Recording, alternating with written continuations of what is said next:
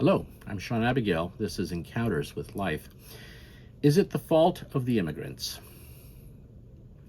So Canada is struggling at the moment, struggling with housing, struggling with availability of health care, struggling with traffic on the roads. So many things all of a sudden got worse in Canada. And many people are pointing fingers at immigrants. This last week, I was talking to some friends and heard a couple of examples of things that shouldn't be happening.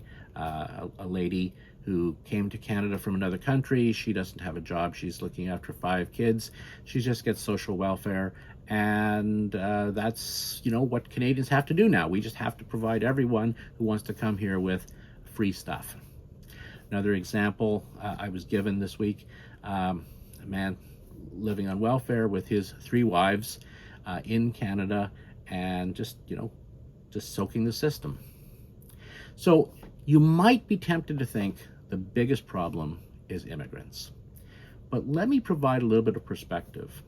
Also this week, I took an Uber, and I love talking to people, so I talked to the driver, and he has a full-time job. He's recently arrived in Canada about a year ago. He has a full-time job, a very responsible position actually, a supervisory role, and he's also driving Uber on the weekends. He's a hardworking guy, decent guy, hardworking guy, family man, just the kind of person that we want in Canada.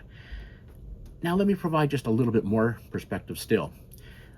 I work with, over the last 10, 15 years, and today, I work with people who are fantastic, people from all over the world who have incredible skill sets, who have come to Canada, and they are working hard, and they are contributing.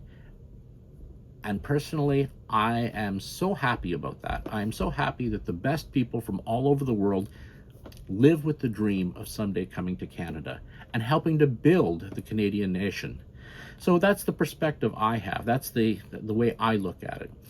Immigration on the whole is a good thing.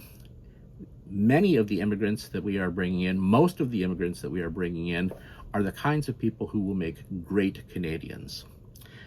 But how many are we bringing in? And that's the question. And it's simply a matter of how many can we reasonably absorb. If we're bringing in people twice as fast as we can build houses, it's not going to be good for Canadians. And you know what? It's not going to be good for the people who come here from other countries as well. It's not going to be good for the immigrants. If we don't have enough doctors, if the emergency rooms are full to overflowing, guess what? It's not going to be good for Canadians. It's not going to be good for the people who aspire to be Canadians.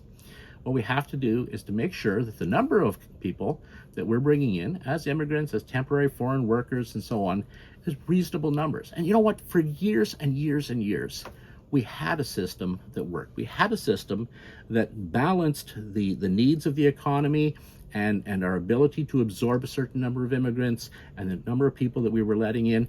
It was the envy of the world, the system that we had. And then we changed that and just increased the numbers dramatically and caused problems. It used to be nobody questioned whether immigration was a good thing. Everybody accepted it. And now, because the numbers are so high, people are questioning it. And that bothers me, because I want Canada to be a welcoming country. I want the skills and the drive and the energy and the hard work that so many people have to bring to Canada.